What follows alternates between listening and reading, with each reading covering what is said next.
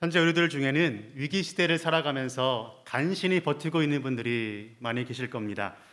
코로나 특수를 누려서 호황을 누리는 분들도 있겠지만 거의 대부분이 간신히 버티고 있는 겁니다. 코로나 거의 풀렸다고는 하지만 아직도 사업을 하고 있는 분들 중에는 부도 위기를 간신히 막아내고 간신히 직원들의 월급도 주고 있는 형편인 기업들도 많이 있을 거라고요. 예수님을 믿는 우리들은 이 어려운 시대를 어떻게 살아가야 하겠습니까? 겨우 가까스로 살아가시겠습니까?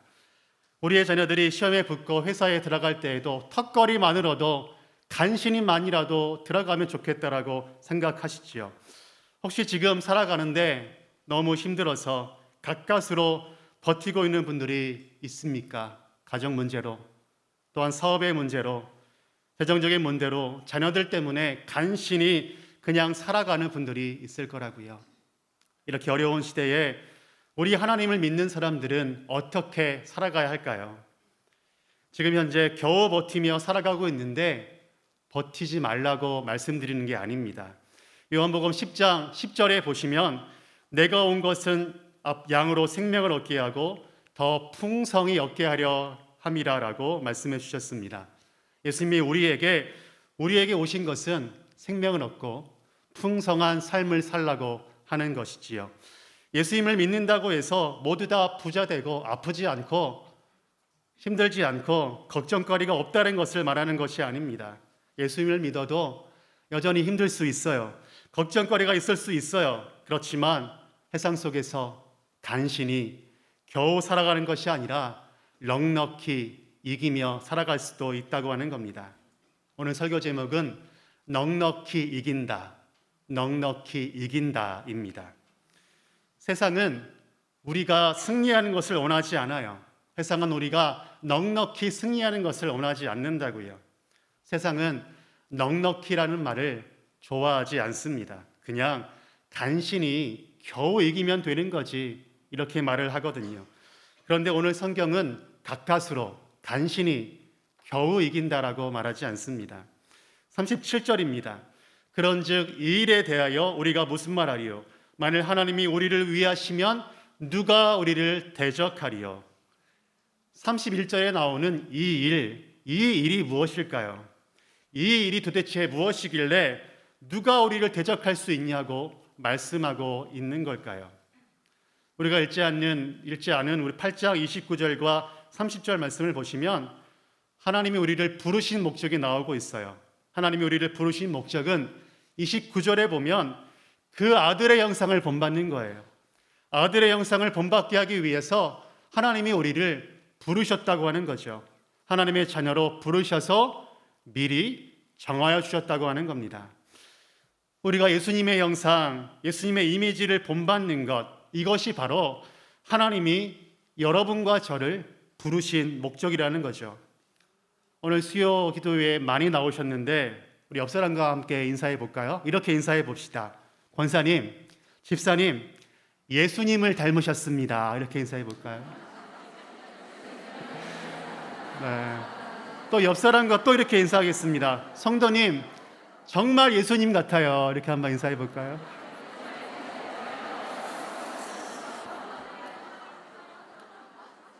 네, 옆 사람이 예수님 같나요? 네.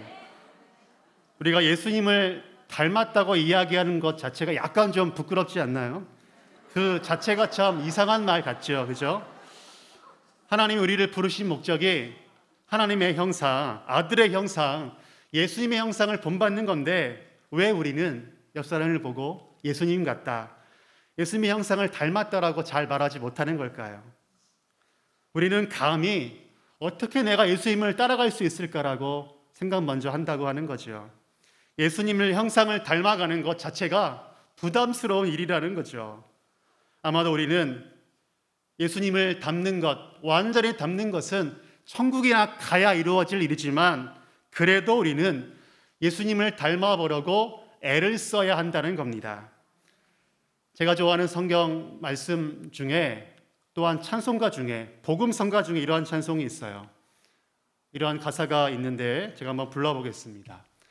하나님의 꿈이 나의 비전이 되고 예수님의 성품이 나의 인격이 되고 성령님의 권능이 나의 능력이 되길 원하고 바라고 기도합니다.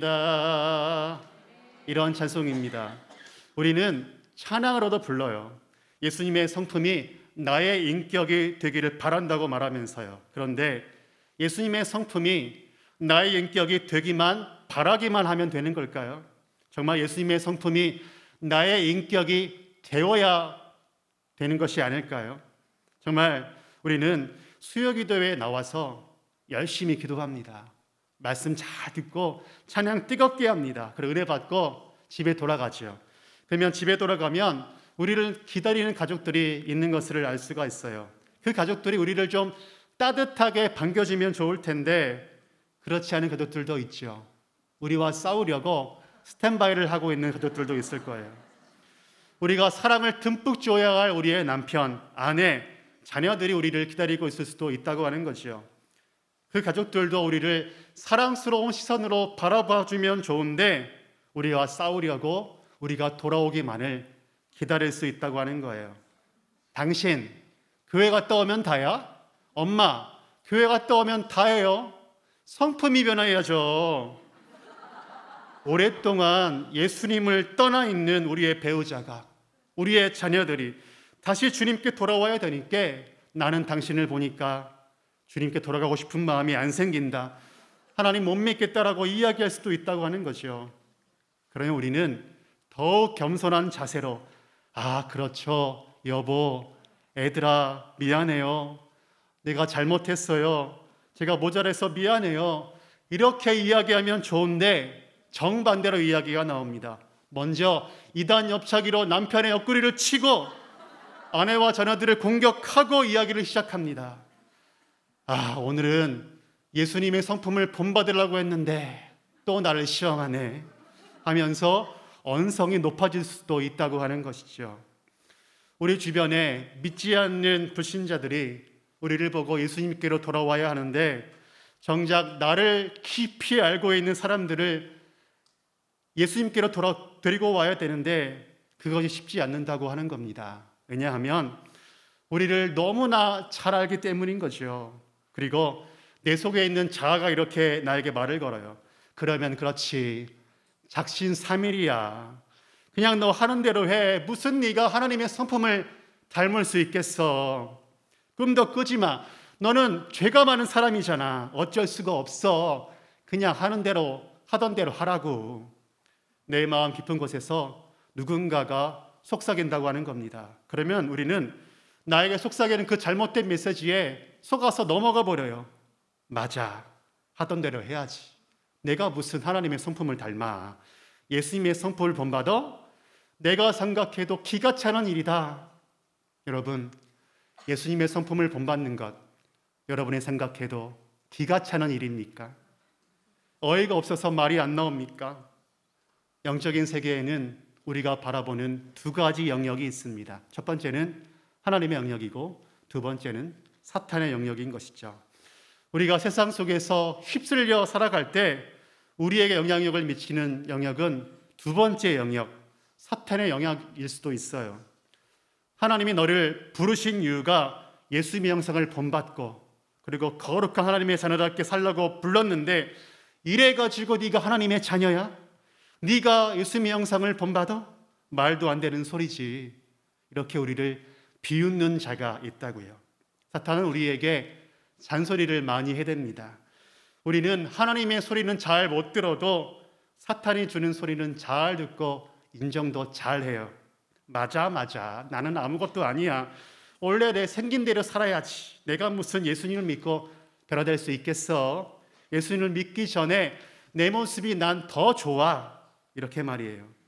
사람들은 우리가 어떻게 해서든지 우리를 어떻게 해서든지 믿음의 영역에서 끌어내리려고 합니다.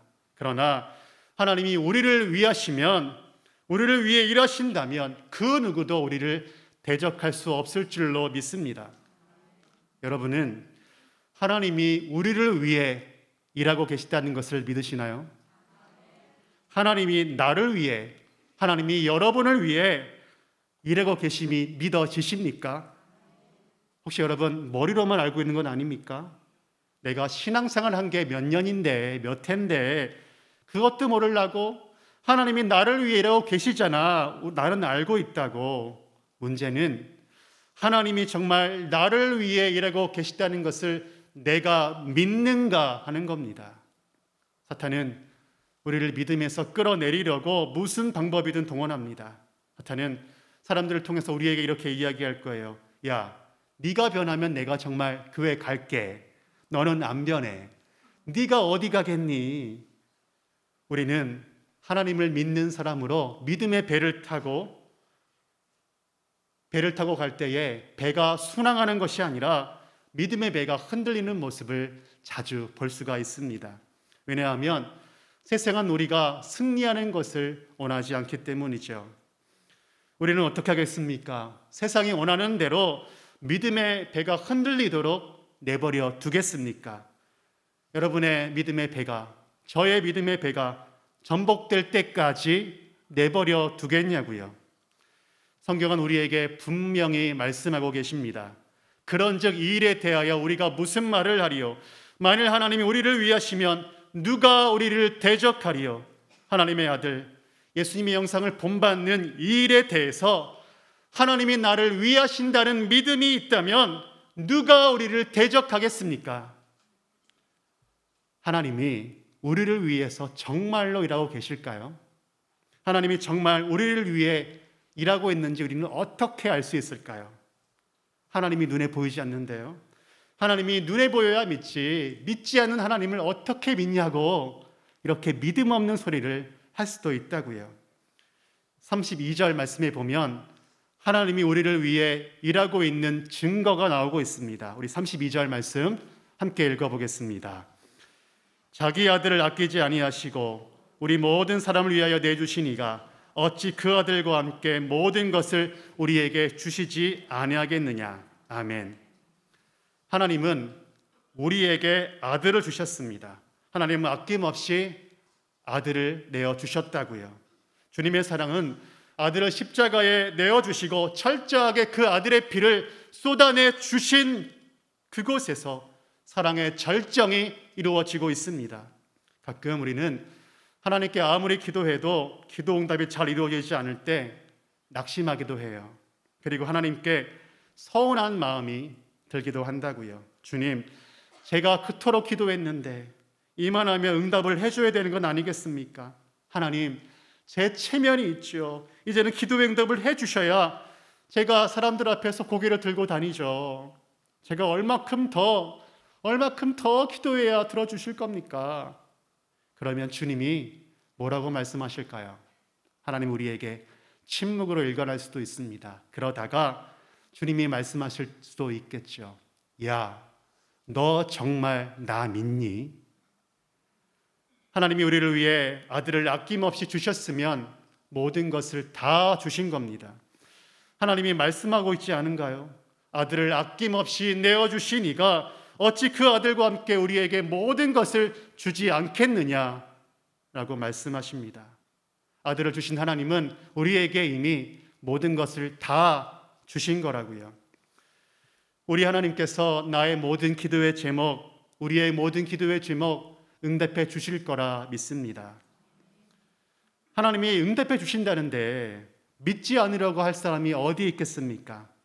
그런데 하나님 옆에서 내 허물을 들추어내고 내 약점을 지적하고 공격하는 자가 있어요. 욥기서에 보면 욥이 하나님 믿고 잘 되고 승승장구하니까 옆에서 보던 사탄이 욥이 안 입고 온 거예요. 하나님 앞에서 너무 잘 되는 욥을 보고 눈에 거슬리는 거죠.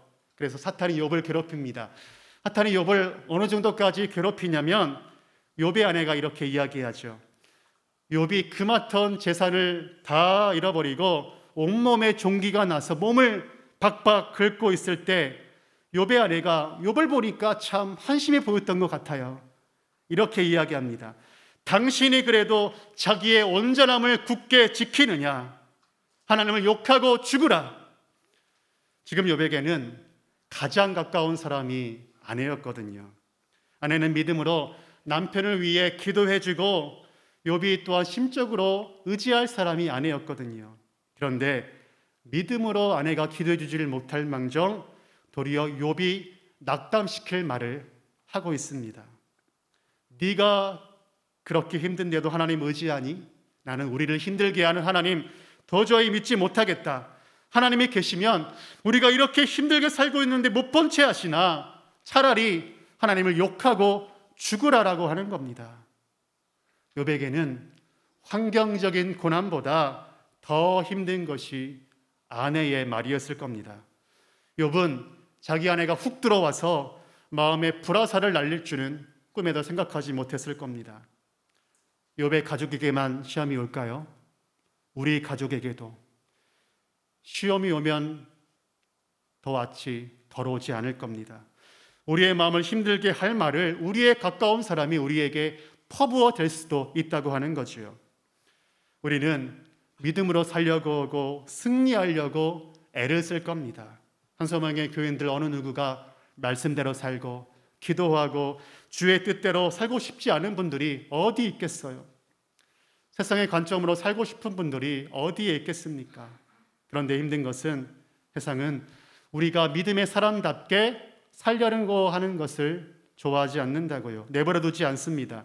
사탄은 우리가 행동하는 모습을 24시간 영상으로 찍어내요. 그리고 가장 부끄러운 영상을 잘 편집해서 하나님께 드린다고요.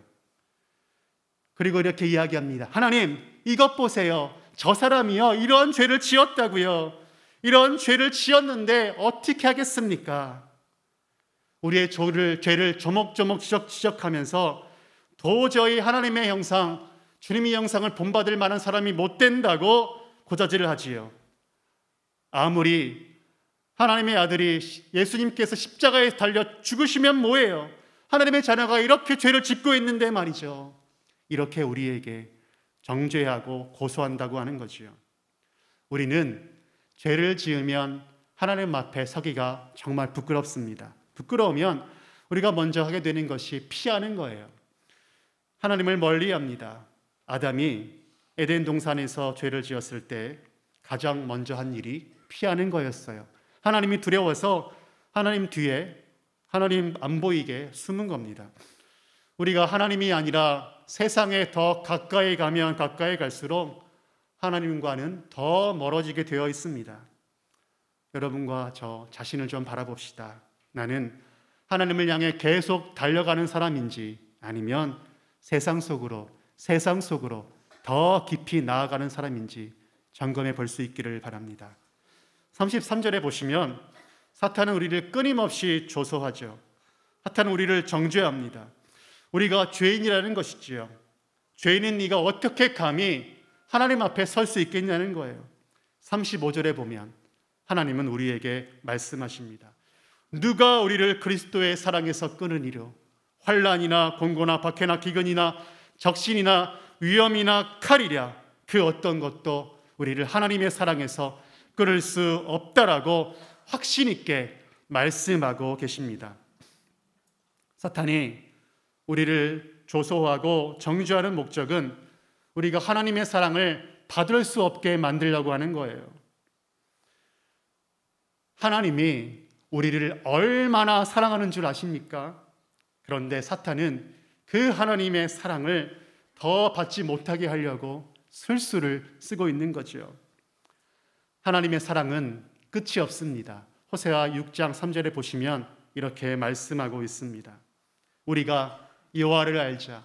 힘써 여호와를 알자. 그의 나타나심은 새벽빛같이 어김이 없나니 비와 같이 땅을 적시는 늦은 비와 같이 우리에게 임하시리라. 새벽에 항상 빛이 비춰오듯이 하나님의 사랑이 끊임없이 우리에게 부어준다는 것입니다. 하나님이 우리에게 사랑을 부어주는데 하나님의 사랑이 우리에게 부어졌는지 우리가 어떻게 알 수 있을까요? 로마서 5장 5절에 보시면 말씀하십니다. 우리에게 주신 성령으로 말미암아 하나님의 사랑이 우리에게 부어진 바 됨이니라고 말씀하십니다. 우리가 성령 충만하면 하나님의 사랑이 부어진다고 하는 거죠. 우리가 환난을 당할 수 있습니다.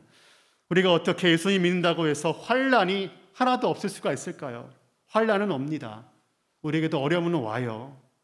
박해도 받을 수가 있습니다. 특히 교회 다닌다고 핍박이 더할 수도 있거든요. 교회를 다녀도 재정적인 어려움이 올 수 있어요. 아플 수도 있어요. 위험에 처할 수도 있어요. 36절에 보니까 심각한 표현이 나옵니다.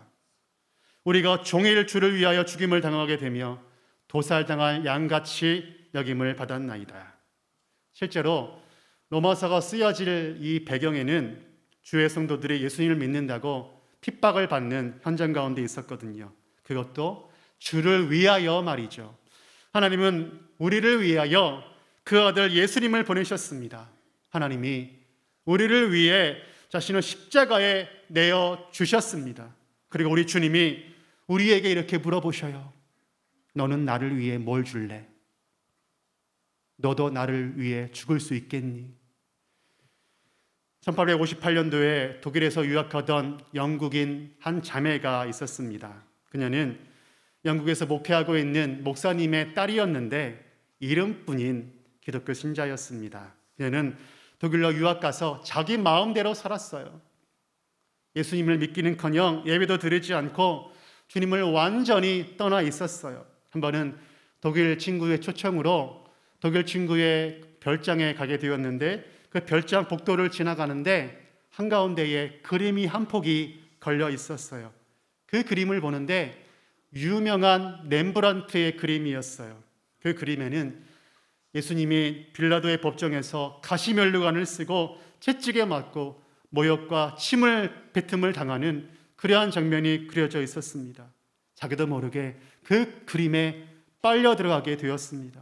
그리고 그 그림 밑에 이러한 글자가 써 있었어요. 나는 너를 위해 이렇게 고난받았는데 너는 나를 위해 무엇을 주느냐?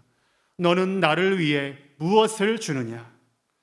그 글자를 읽는 순간에 그녀는 성령께서 그녀의 마음속에 불처럼 임하셔서 그만 꼬꾸라지고 말았습니다. 그녀는 그리고 통곡을 하면서 울고 또 울기 시작했습니다. 그녀가 그날 집으로 돌아와서 그림에서 받았던 감동과 회개와 결단과 헌신을 담은 곡이 바로 찬송가 311장 내 너를 위하여입니다. 311장 1절 가사가 이렇지요. 내 너를 위하여 몸버려 피 흘려 너의 죄를 속하여 살 길을 주었다. 널 위해 몸을 주건만 너 무엇 주느냐? 널 위해 몸을 주건만 너 무엇 주느냐? 우리는 주를 위하여 답답한 일에 쌓일 수도 있습니다. 우리는 주를 위하여 참아야 하는 순간도 있을 수 있거든요. 사탄은 우리에게 속삭이겠죠. 주를 위하여 절대로 참지 마라. 왜 네가 주를 위하여 답답한 일에 당해야 되는 거니? 힘들면 그냥 너만을 위해 살아.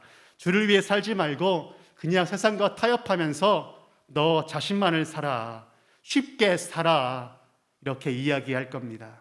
세상은 우리를 어떻게든 넘어뜨리려고 모든 노력을 강구할 겁니다. 우리는 물질의 문제로, 때로는 질병에 걸려서, 자녀들의 문제로 혹은 사업의 문제로 믿음이 약해질 수 있는 상황들이 얼마나 많은지 모릅니다.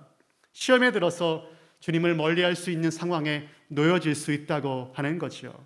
세상은 어떻게든 우리를 넘어지게 해서 기도하지 못하게 하고 말씀 보지 못하게 하고 불화하게 하고 화내고 불안하게 하고 떨게 할 수도 있다고 하는 겁니다. 우리는 마음의 불화살을 맞고 쓰러져서 더 이상 일어날 힘이 없을 정도가 되어질 수도 있다고요. 믿음에 서 있는 우리를 끌어내리는 것이 바로 사탄의 전략인 거죠. 그럼 우리는 어떻게 해야 되겠습니까? 세상 속에서 믿음을 다 잃어버리고 넘어지지 않기 위해서 노심초사하며 벌벌벌 떨고만 있을까요? 아니요, 그렇지 않습니다. 우리가 사방으로 우겨쌈을 당해도 쌓이지 않고 답답한 일을 당해도 낙심하지 않고 박해를 받을지라도 버림받지 않고 거꾸러지거나 망하지 않는다고 하나님이 말씀해 주셨거든요. 로마서 8장 37절에 하나님은 우리에게 이렇게 말씀하십니다. 그러나 이 모든 일에 우리를 사랑하시는 이로 말미암아 우리가 넉넉히 이기느니라. 우리가 믿음의 사람으로 세상 속에서 넉넉히 이길 수 있는 이유가 있습니다. 자기 아들을 아끼지 아니하시고 우리를 위해 기꺼이 내어주신 하나님의 사랑 때문입니다. 그러니 로마서의 말씀처럼 하나님이 우리를 위하시면 누가 우리를 대적하겠습니까? 누가 감히 우리를 정죄하겠습니까? 누가 우리를 감히 그리스도의 사랑에서 끊을 수가 있겠습니까? 그 어느 누구도 우리를 그리스도의 사랑에서 끊을 수가 없습니다. 우리는 주님의 그 사랑 때문에 어떠한 순간에도 넉넉히 이길 수가 있습니다. 십자가의 능력의 사랑이 나를 살게 하고 나를 이기게 하신다는 것 명심하십시다. 하나님이 우리를 부르신 목적은 예수님의 영상을 담는 겁니다. 사탄은 우리가 조금만 실수해도 우리를 정죄하고 또 주님께 우리를 계속 고발할 겁니다. 그러나 우리를 사랑하시는 하나님의 놀라운 사랑 때문에 어떠한 어려움이 달려와도 넉넉히 이기고 남는 은혜가 여러분과 저에게 임할 줄로 확신합니다. 우리 인생에 폭풍과 비바람은 언제든지 다가올 수도 있습니다.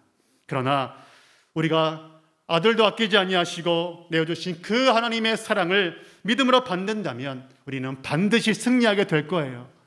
넉넉히 이기게 될 겁니다. 어떠한 어려움에도 넉넉히 승리하는 믿음의 주인공 되시기를 간절히 축원합니다. 하나님을 믿는 자의 영광은 환난 중에도 즐거워하는 것인 줄로 믿습니다. 하나님, 우리 안에 주님의 평강을 부어 주시옵소서. 이 시간 성령의 기름을 부어 주시어서 우리를 감싸고 있는 모든 걱정과 두려움을 몰아내 주시고 하나님을 간절히 찾는 은혜를 부어 주옵소서. 우리의 가정과 사업장, 코로나 인해 아직도 심한 어려움과 두려움이 넘칩니다. 주여, 이 어려움을 속히 회복시켜 주시고 하나님의 크신 사랑을 인하여서 넉넉히 이기는 힘을 주옵소서. 예수님의 이름으로 기도드렸습니다. 아멘.